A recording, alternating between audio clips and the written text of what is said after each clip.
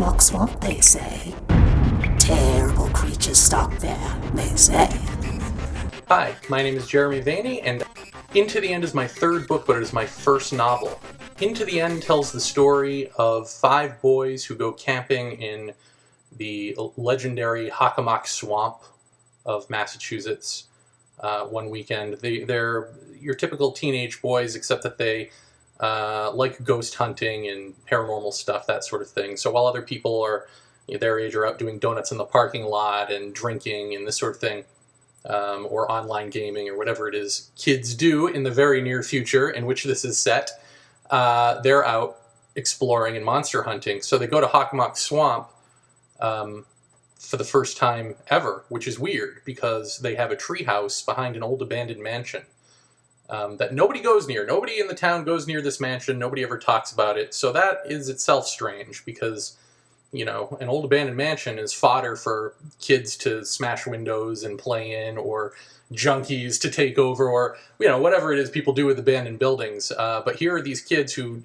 are the only people who go near it, but they built a treehouse behind it, so they don't even go inside. But the property is on the edge of Hockomock Swamp, which they also don't go in, which is weird because Hockomock is notorious for its paranormal stories. So they finally decide to go in there and explore.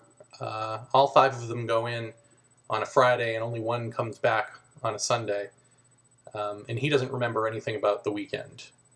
And so the story takes off from there. And I don't want to give away too much and spoil it, but I will say that there's a parallel story going on here, which seems to be sort of a mythological tale that may or may not be a creation tale of how we all got here. We don't know. And we don't know who's writing it for a little while, and then eventually we find out. And then, of course, through the magic of storytelling, those 2 plot lines meet up.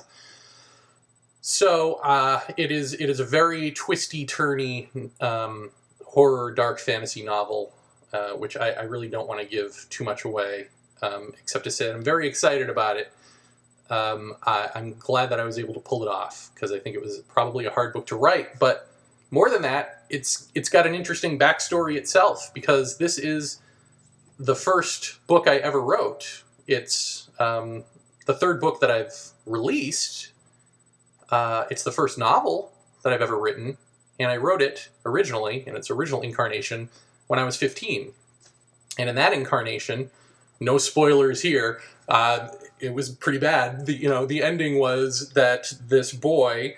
all of the subplot stuff there's no subplot, there's no parallel plot, there's no love interest, I don't even think there's a father in it. I mean, it's a very different book, but the ending is that the boy believes he's abducted by aliens, and he is made to believe that he's the second coming of Christ, and by the time they brainwash him and return him to Earth, the real Christ has come and already taken away all of the people, and so he's left alone. He's abandoned by the real second coming of Christ. He's abandoned by the aliens who realize they've failed, and he's left alone, the last person on Earth.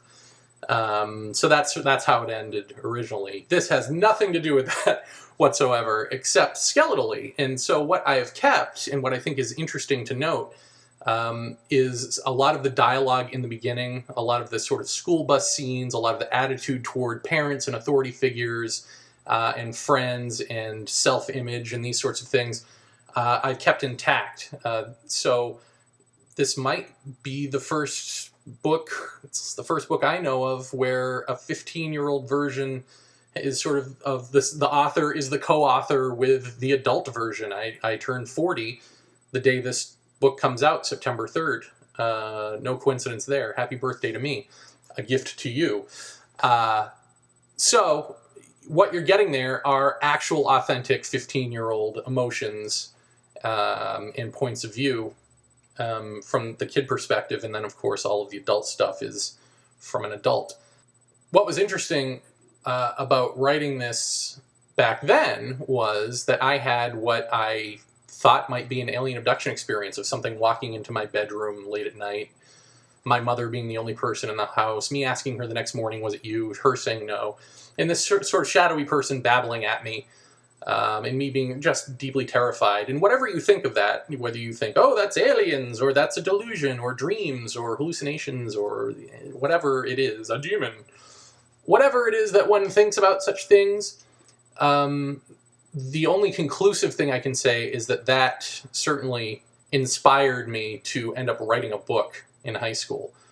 So I would sit there with a little typewriter on my lap, and I had a dictionary and a thesaurus to my side. So if I thought I was repeating a word too many times, I would look it up in the thesaurus and then find a new word and look that up in the dictionary to make sure it meant exactly what I wanted it to mean.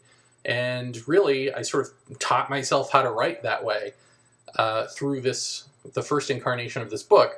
I rewrote it, and my dad actually was nice enough to bring me around to publishers and try to get it published, which was silly. Nice of him, but really, in reality, not realistic, because it was pretty awful. Not for a high school kid, of course, but in the real world of people wanting to read something, probably not the first incarnation of this.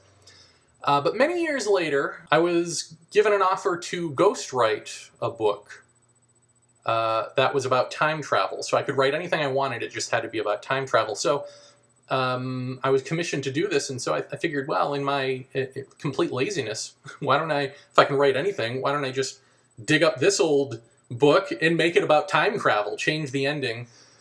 So I did that, and I left a lot of open holes for a co-author to come in and be able to write his part and present it as his work, or however that was going to work out on his end with the publisher.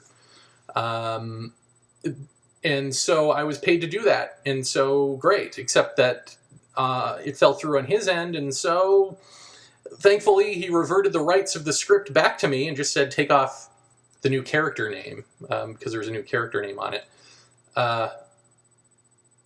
Get rid of any of those implications and you can have your script back.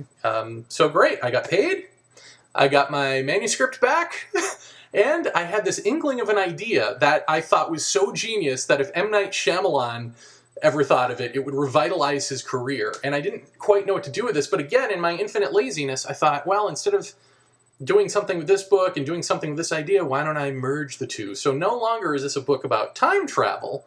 No longer is this a book about, some Christ kid. Now it's about this ultimate amazing thing that I had never seen before.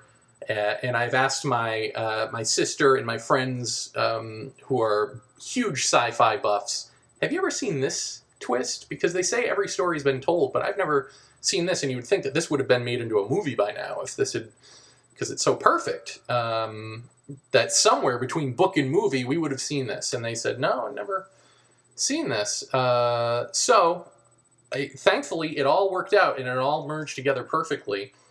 And so what we have here is a twisty, turny, very dark, at times horrifying, at times hysterical journey of this boy and of these kids into not just paranormal realms, but really into the ultimate of what is humankind? Where did humankind come from? What is our purpose? And then what's beyond that?